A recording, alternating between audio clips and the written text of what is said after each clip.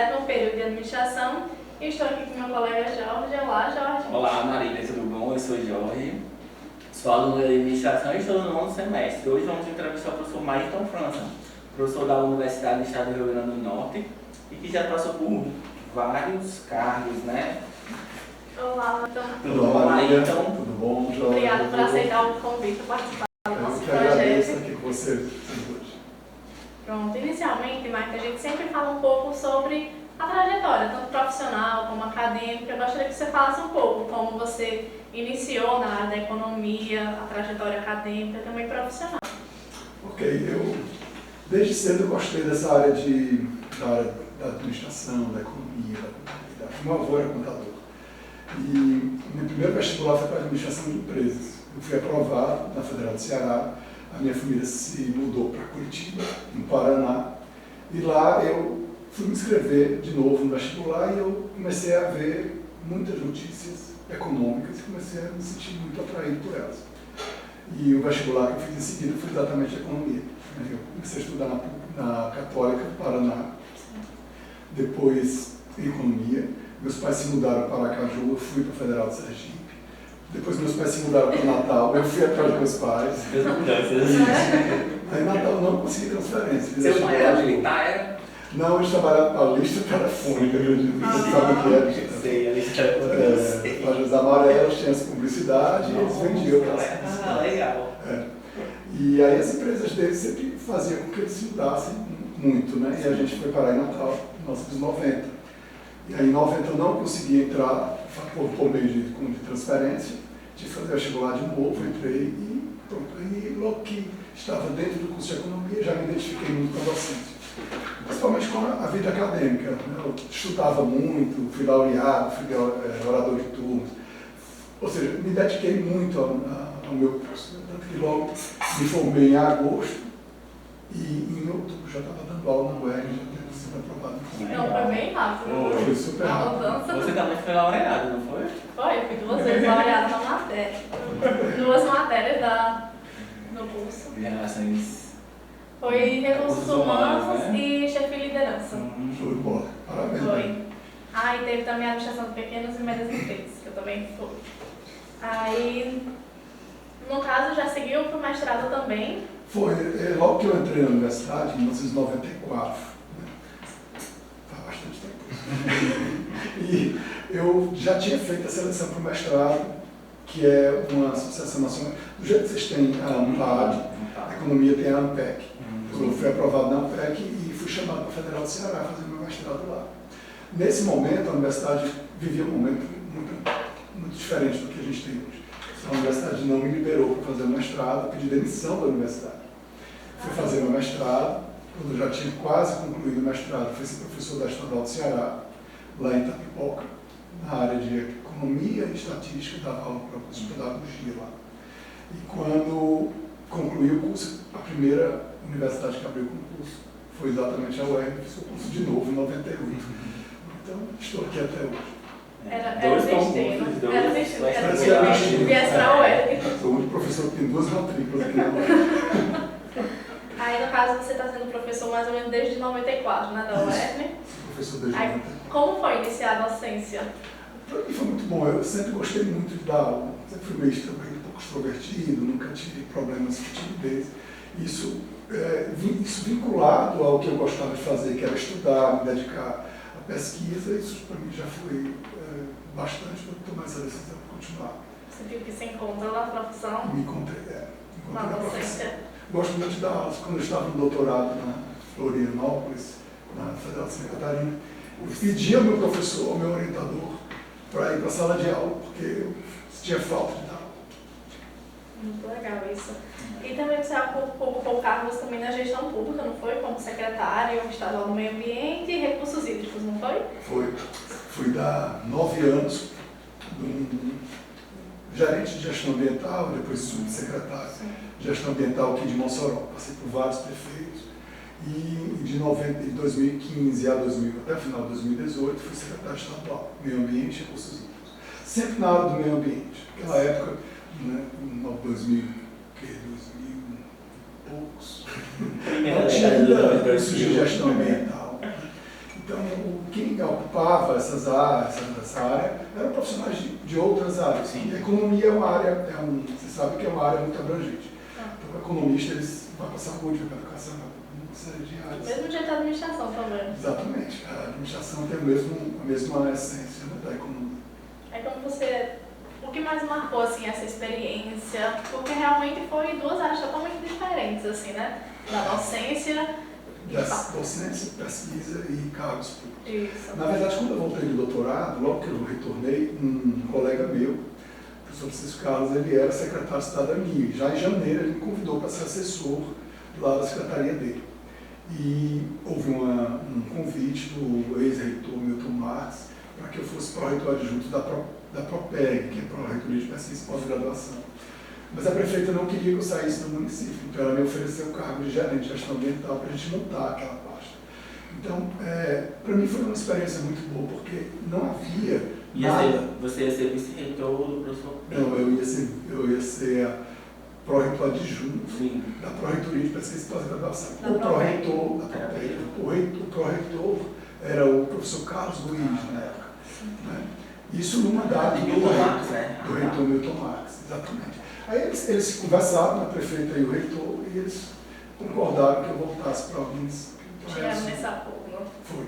Aí, chegando no município, a pasta de gestão ambiental praticamente não tinha nenhum tipo de ação vinculada. Né? A gente tinha um plano de governo em que a gente tinha que implantar um sistema municipal de meio ambiente. E eu acho que até quem fez foi a gestão desbravadora, foi a sua. Para o meio ambiente. Na área ambiental. Exatamente. A gente criou um sistema, um código municipal de meio ambiente, uma lei de licenciamento. Fui eu que redigi essas minutas de lei todas que foram para a Câmara aprovadas. Criamos o Código Fiscal Ambiental e Urbanístico. Implantamos todo o sistema de licenciamento, de fiscalização. Criamos a unidade de conservação da natureza, ou seja, tudo isso marca a gente, né, Marinha? Porque a gente vai vendo como que a sociedade vai reagindo a tudo que a gente vai propondo, né, em termos de política pública.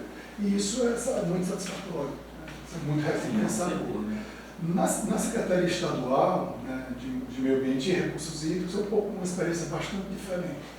Porque eu tinha duas frentes de trabalho.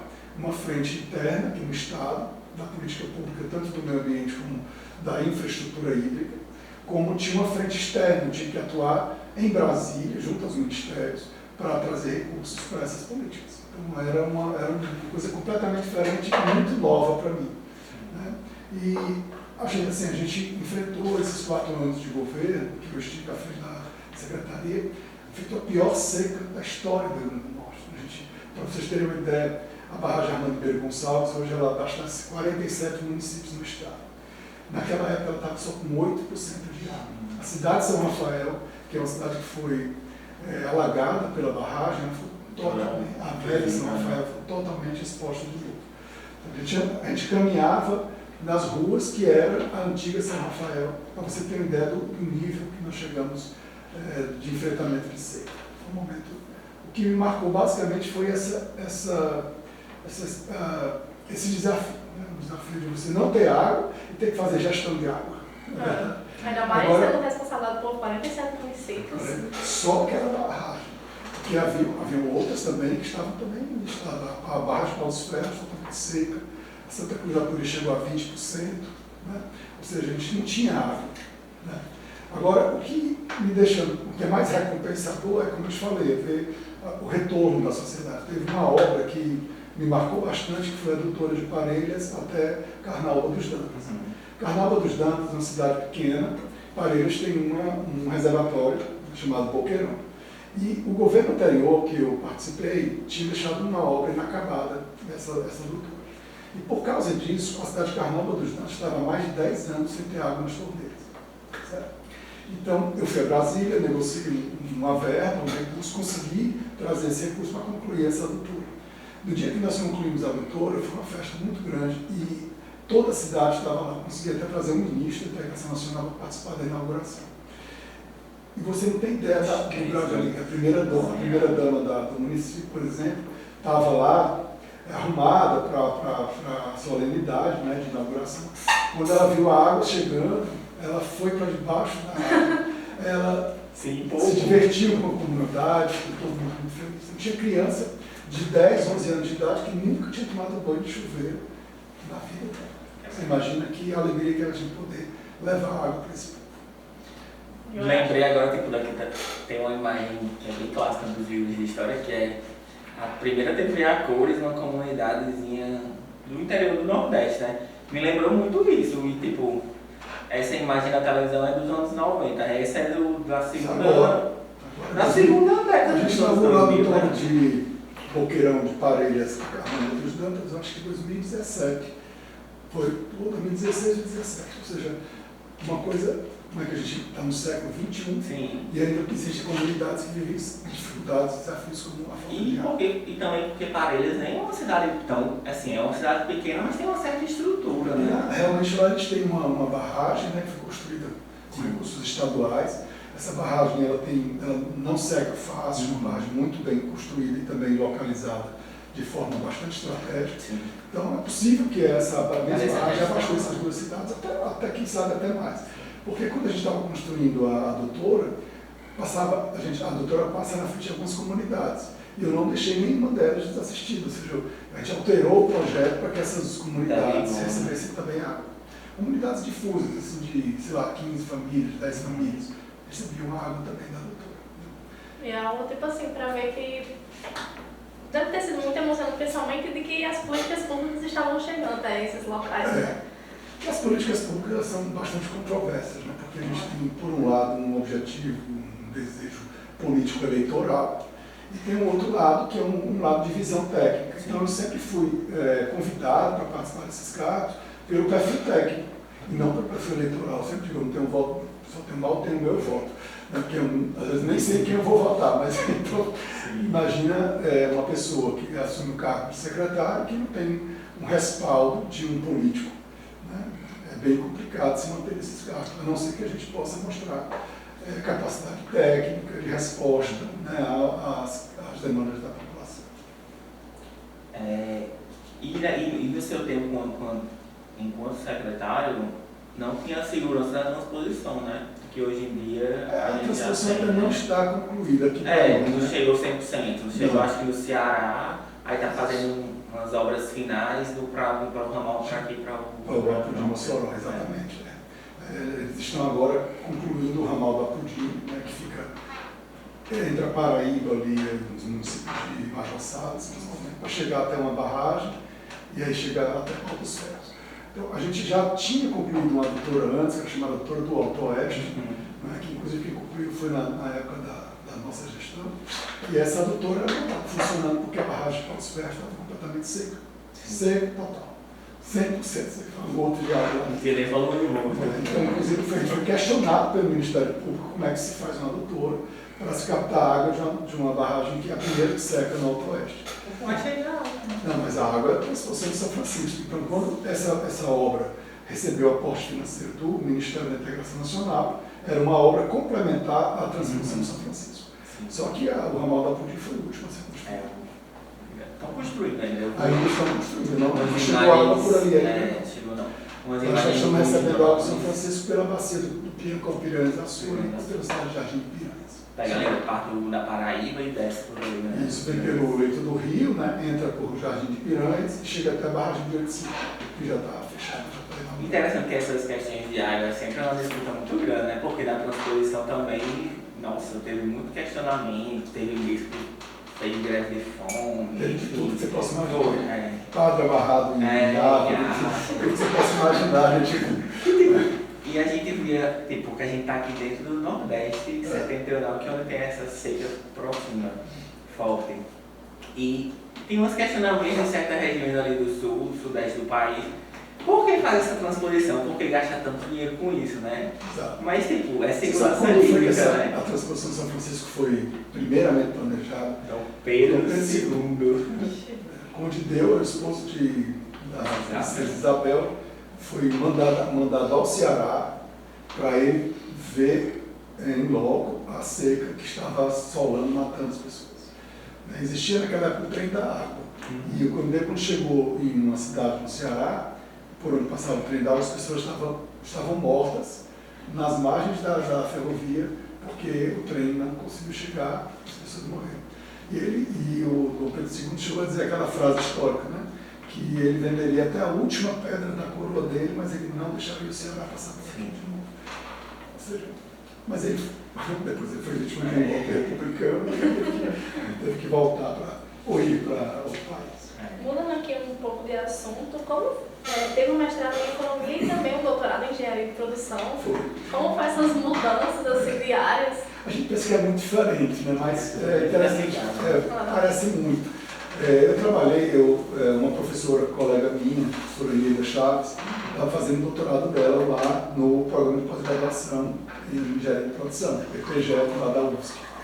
E ela me perguntou se eles estavam precisando de um economista para o grupo de pesquisa deles. Se eu tinha interesse de elaborar um projeto, concorrer a uma vaga no doutorado. E eu estava aqui, naquela época, eu era pró-reitor adjunto de pesquisa e pós-graduação ainda, no governos antigos, o professor Valdo Fonseca. Eu era pró-reitor adjunto do professor Aécio Cândido. E aí eu disse, não, eu vou fazer o projeto. Parei um pouco, fiz o projeto, mandei, o projeto foi aprovado. E em setembro eu fui para Floripa. Mas eu fui por quê? Porque eles precisavam de uma visão de um economista para a área que eles estavam desenvolvendo em termos de pesquisa, que era a análise de eficiência em organizações não lucrativas. Eu fiz minha tese de doutorado nessa área. Né? Eu elaborei um modelo, tipicamente de engenharia, né? Um modelo matemático, para avaliar a eficiência em universidades. Essa eficiência era relacionada a quê exatamente? A eficiência técnica. Ou seja, a gente usei análise envoltória de dados, que é uma técnica que existe baseada em programação matemática. Vocês têm uma disciplina, né? Acho que até a professora Simone pesquisa operacional. O administrador estuda pesquisa operacional por meio da lógica dos modelos matemáticos e o engenheiro por meio desenvolvendo os algoritmos que vão fazer os modelos de análise de eficiência funcionar. Então, eu montei um algoritmo baseado em análise envoltória de dados. Basicamente, ele constrói uma fronteira de eficiência e nessa fronteira de eficiência a gente determina quais as unidades de tomada de decisão daquelas que estão sendo estudadas podem ser consideradas eficientes. E, além disso, ele identifica as ineficiências das que não atingiram a fronteira. Ou seja, a gente faz uma medição para melhorar a gestão daquelas que não se mostraram eficientes. Eu acrescentei ao algoritmo um conceito da economia, que a gente chama de assimetria de informação, que vem da teoria da agência, que também vocês estudam em administração. Né? A teoria da agência coloca o agente, o principal seria uma espécie de dono ou o gestor num determinado empreendimento, e o agente é o executor. Então, eu apliquei isso a universidades públicas no Brasil. Fiz o primeiro estudo para diferenciar se havia grandes discordâncias de eficiência entre públicas e privadas. Não havia. Trabalhei só com as públicas e desenvolvi um modelo de assimetria de informação dentro de um algoritmo DER, análise envoltória de dados. Legal isso. Eu defendi a minha tese em 2005. Né? Quando eu voltei para Mossoró em 2004, eu não tinha, estava só esperando marcar a data da defesa dos trabalhos. Interessante essa parte. Você participou do CONAMA, né? Conselho Nacional do Meio Ambiente. Isso. Tem a ver com essa outra minha atividade, que é ligada ao municipalismo. Quando eu era secretário municipal de meio ambiente, eu comecei a organizar os outros municípios para que eles pudessem também ter a sua política de meio ambiente. Quando a gente já estava com a nossa Mossoró já bem engatilhada, já caminhando toda bem, a gente fez um plano estratégico, né, de ação ambiental para Mossoró, e eu já estava seguindo o meu plano, eu pude ajudar outros colegas secretários a organizar também os outros municípios. Sim. E foi nessa época que a gente criou a ANAMO, né, que é a Associação Nacional de Órgãos Municipais de Meio Ambiente aqui no Rio Grande do Norte. Já havia a ANAMO em São Paulo, Pernambuco e Brasília. E aí a gente criou no Rio Grande do Norte. E logo os outros estados do Nordeste entraram também. E eu passei a ser o representante do Nordeste dos municípios no Conselho Nacional de Meio Ambiente. Exatamente, tipo, qual é assim dizer, a função dela? É uma associação que tem como objetivo, ajudar os municípios a organizar suas políticas ambientais. Porque eu sei que da Fazenda tem, né? Os estaduais da Fazenda tem o conselho, a associação deles. Os de não sei se os da saúde tem, planejamento. Que é para coordenar as políticas públicas. Isso. Sempre a gente cria esses fóruns. Um fórum. Existe um fórum, por exemplo, que é o APOEM, né, que é diretor de universidades públicas e municipais e estaduais, entendeu? E aí era uma coisa como essa. Só que a ANAMA, ela tinha o direito de escolher um membro do Conselho Nacional do Meio Ambiente, que era um conselho que se estabelecem as regras para a gestão ambiental no país todo. Né? E aí eu era eleito como representante do Nordeste, o secretário municipal, que representava os secretários municipais do Nordeste no CONAMA. Isso até 2015, porque até o final de 2014. De 2015 em diante, eu já era do CONAMA via governo estadual. Então, continuei no CONAMA, mas agora vinculado aos governos estaduais. Pronto, mas tem que finalizando a respeito do Círculo de Bairros e Travessias, como eu tinha falado no início, tem várias cidades, né, bem pequenas. Como é que você acha que, tipo, não sei se vem um movimento que fica na cidade, mas como isso afeta na sociedade? Quando a gente fez a primeira etapa lá no Mendubim, lá em Açu, a gente teve só 35 inscritos, um número pequeno de inscritos. Mas toda a comunidade de Mendubim participou. Então tinha gente lá já vendendo lanche, tinha outras pessoas já vendendo café, ou seja, tinha gente vendendo água para todo lado, ou seja, a comunidade ela veio trazer os seus negócios também para participar. Movimento ou a economia local. Aí a gente trouxe gente, na segunda etapa foi do Mari, já foi muito maior, já foram 85 inscritos, atletas participando. Veio equipes de Aracati, veio uma equipe de Calcaia, do Ceará, de Natal, né, de várias cidades daquela região, de Governador de Serra Rosado, Apodi, Areia Branca, Açu, Panguaçu. O pessoal estava realmente, era algo que faltava. Tanto era que logo em seguida alguém criou um outro circuito. Já tem um outro circuito das águas, que eles chamam, né, e eles botam também corrida e ciclismo também, tudo misturado. Inclusive quem coordenou a parte da natação do circuito das águas fui eu, a convite deles. Não era eu enquanto Ernie, era eu enquanto professor homem que nada, só isso. Que participa do projeto de extensão, né? E acaba que meu nome começa a se espalhar um pouco, né, como uma pessoa das águas abertas, que tem uma certa experiência. Em Florianópolis eu participei de muitas provas, né, foram 3 anos participando de provas.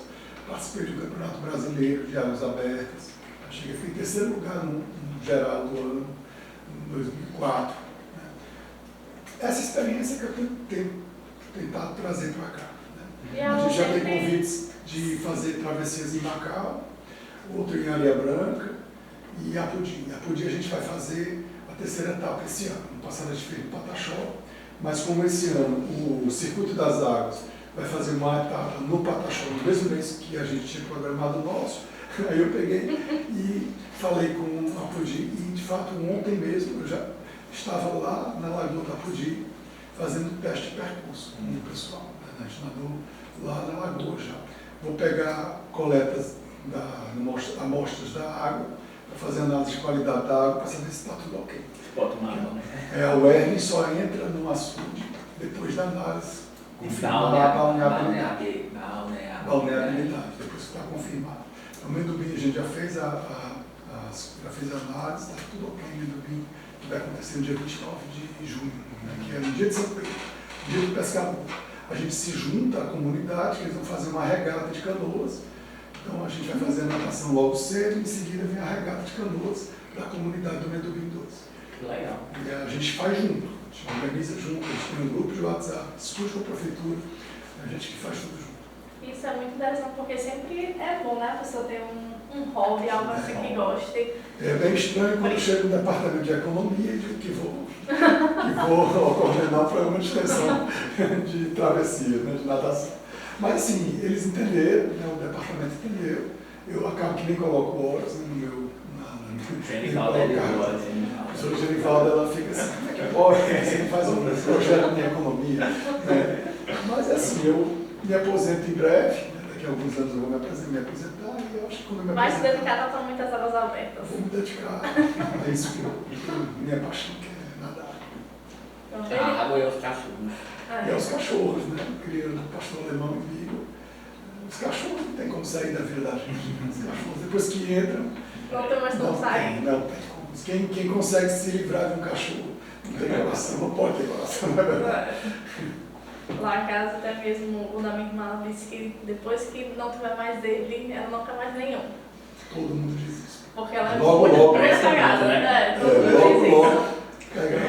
A língua, pai a E língua. tipo assim, sempre é algo normal das pessoas falarem, que principalmente os pais, não quero bicho aqui.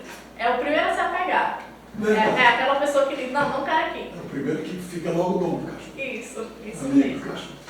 Pronto, Marta, a gente vai entrar mais ou menos numa reta final, agora que a gente vai perguntar assim, conselhos que você daria para os alunos de economia, de administração, para os alunos em si, para que, como eu posso dizer, que melhorem a vida acadêmica, para que liguem ali uma chavinha, porque eles realmente querem seguir com base nas suas experiências.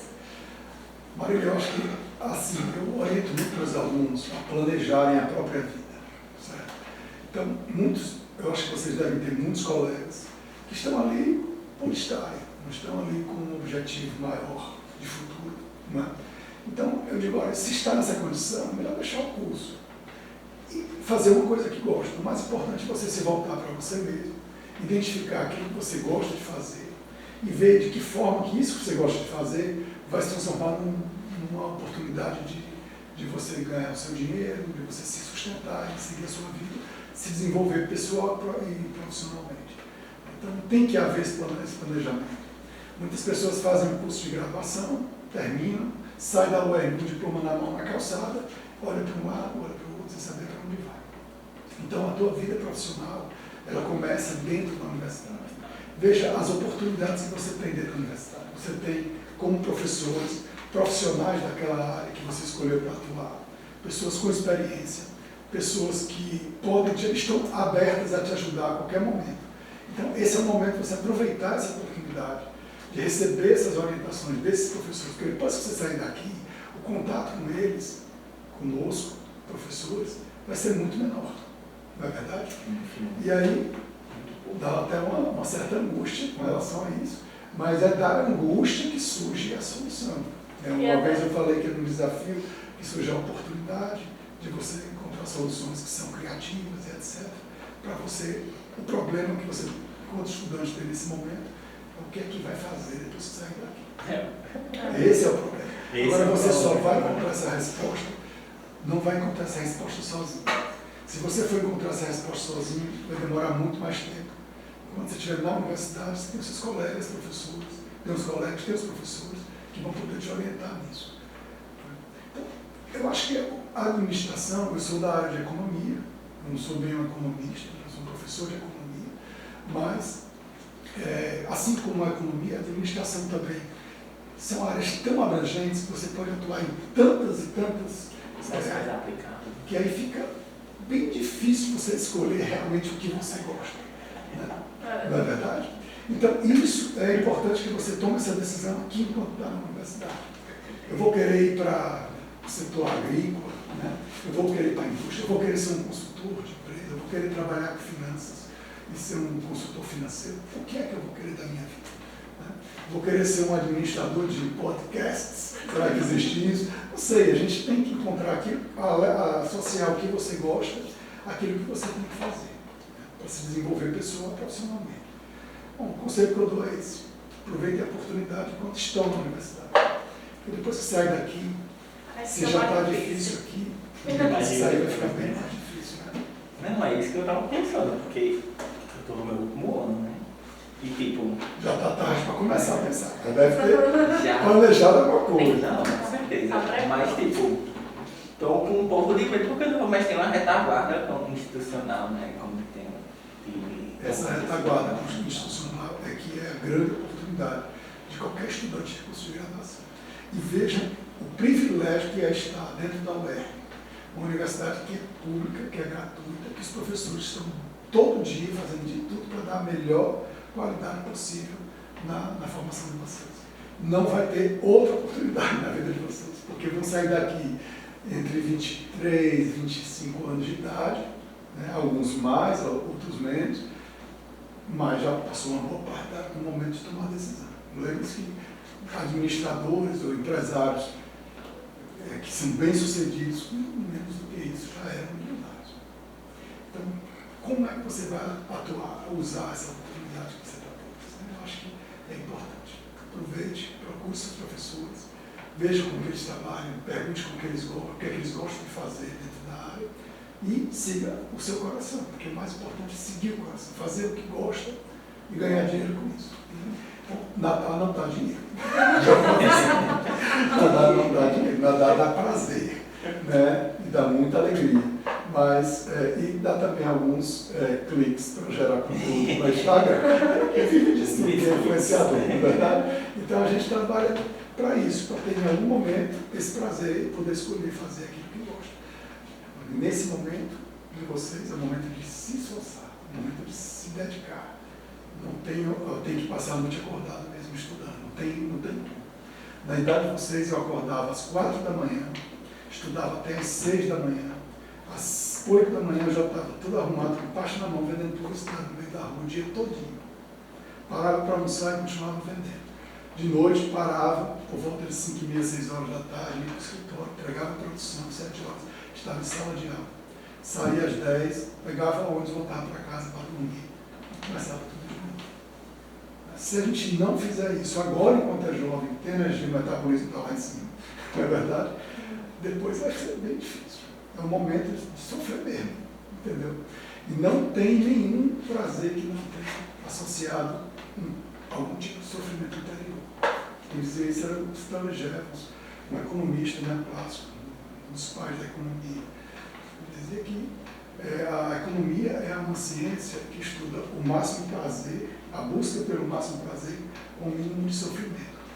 Então ele dizia, sofrimento tem que ter. Não é? Porque a gente vê tanta gente aí tomando uma cerveja no fim de semana, bebendo e se divertindo para todas as festas. Né? Por que eu não estou, né?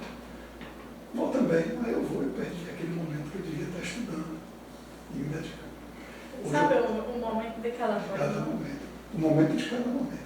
Eu hoje eu consigo preparar uma aula rapidamente. 2 horas, 3 horas no máximo eu consigo preparar uma aula de 1 hora. E eu atribuo a essa minha rapidez da preparação da aula o esforço que eu fiz lá atrás, estudar. Estudar muito mais, não é só mais não, é muito mais do que meus colegas. Eu era o chato da sala de aula. Eu desafiava os professores. Porque eu queria exatamente isso. Eu queria, olha, para ser um acadêmico e ficar na academia, a pessoa tem que se dedicar. Eu escolhi aqui. Então eu tinha que realmente dar cabo àquela minha opção. Tem que sofrer, senão não sou eu. Já que você é economista e a gente está finalizando nosso episódio, né, Marília? Eu sou quase economista, nem posso dizer que sou economista, porque eu não pago a unidade de você de economista. Eu sou um bacharel em economia, professor de economia. Corecon, né? É, o Corecon. Mas a gente vai bater aí, quando meu filho vai bater lá na São Paulo. Pode pagar, Aí, então, eu nossa unidade. cheguei num certo momento que eu pensei, olha, eu não sou um economista, eu sou um professor. Tudo que eu faço na minha vida é vinculado à docência. Então, eu tenho que deixar um espaço para os economistas que realmente são economistas, não é isso? Você ia falar o quê? Não, já que você não se considera um economista, eu não vou fazer a pergunta. Uma coisa para o final, só agradecer realmente, Mike, por ter aceitado o convite do nosso projeto. Eu que agradeço. A gente está aqui, 2 alunos e uma professora que tem várias ideias de projetos. Conheço Então, ela. então, Você conhece a galera? então, realmente agradecer por ter aceitado o convite e pela Eu que pela agradeço e conversa. quero deixar aqui meus parabéns ao projeto de vocês. Quero desejar que esse projeto seja muito útil para vocês enquanto profissionais no futuro, mas também já no presente. Aproveite a oportunidade que a professora Andréa para aprender com ela e seguir à frente, porque a gente só anda para frente, não é verdade? Parabéns a vocês. Obrigada. E agradeço também a oportunidade. E é isso. Vamos terminar. Nós estamos terminando mais um episódio do nosso podcast Pode Administrar. Tchau, Marília. Tchau. Estamos finalizando essa entrevista e até a próxima. Tchau, tchau.